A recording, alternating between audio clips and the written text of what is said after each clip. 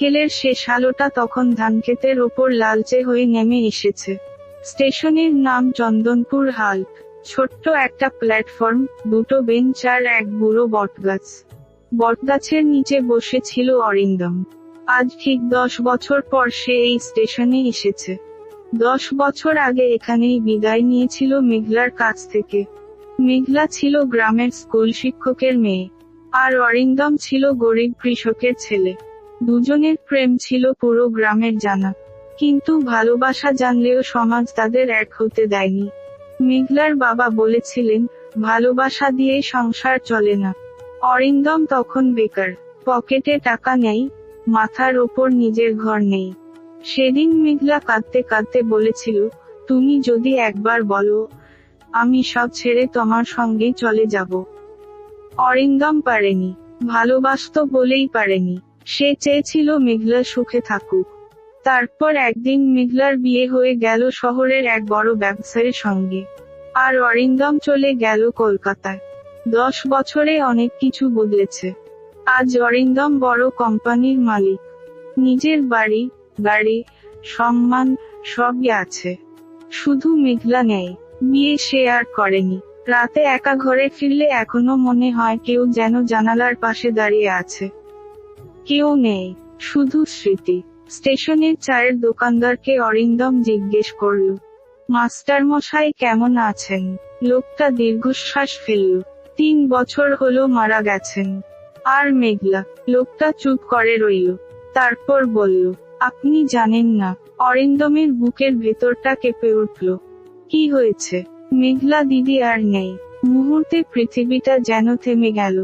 অরিন্দম কিছুই শুনতে পেল না, শুধু কানে বাজতে লাগলো, আর নেই। ধীরে ধীরে সে জানতে পারল সত্যিটা। মেঘলার স্বামী বিয়ের 2 বছরের মাথায় মারা যায়। একটা ছোট ছেলে ছিল।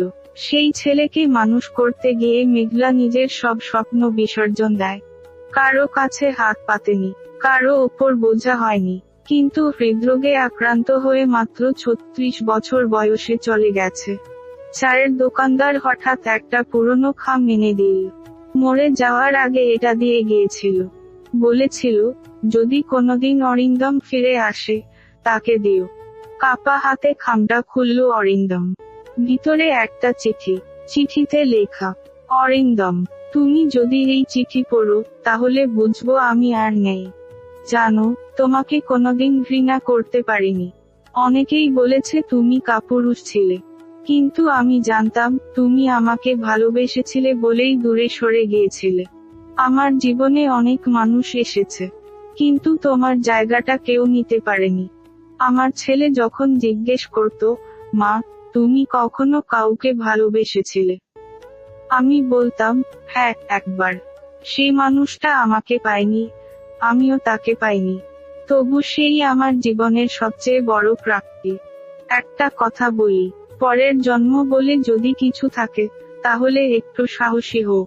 সেদিন স্টেশনে আমি অপেক্ষা করছিলাম শুধু একটা কথার জন্য, চলো। তুমি বলনি, তবু তোমাকেই ভালোবেসেছি, শেষ নিঃশ্বাস পর্যন্ত। তোমার মেঘলা। চিঠিটা পড়ে অরিন্দম আর নিজেকে সামলাতে পারল না। প্ল্যাটফর্মের বেঞ্চে বসে শিশুর মতো কাঁদতে লাগলো। 10 বছরের জমে থাকা কান্না, 10 বছরের না বলা কথা, 10 বছরের অপেক্ষা। সেদিন রাতেই শেষ ট্রেনটা স্টেশন ছেড়ে চলে গেল। প্ল্যাটফর্মে একা বসে রইল অরিন্দম।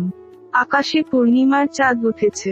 তার মনে হলো, কোথাও খুব কাছে মেঘলা দাঁড়িয়ে আছে। হয়তো হাসছে, হয়তো বলছে, এত দেরি করে এলে কেন? অরিন্দম চোখ বন্ধ করল। তার গাল বেয়ে নেমে এল নীরব অশ্রু। জীবনে সে অনেক কিছু পেয়েছে, শুধু একটা শব্দ বলতে পারেনি, চলো। আর সেই না বলা একটি শব্দের মূল্য তাকে দিতে হলো পুরো জীবন দিয়ে।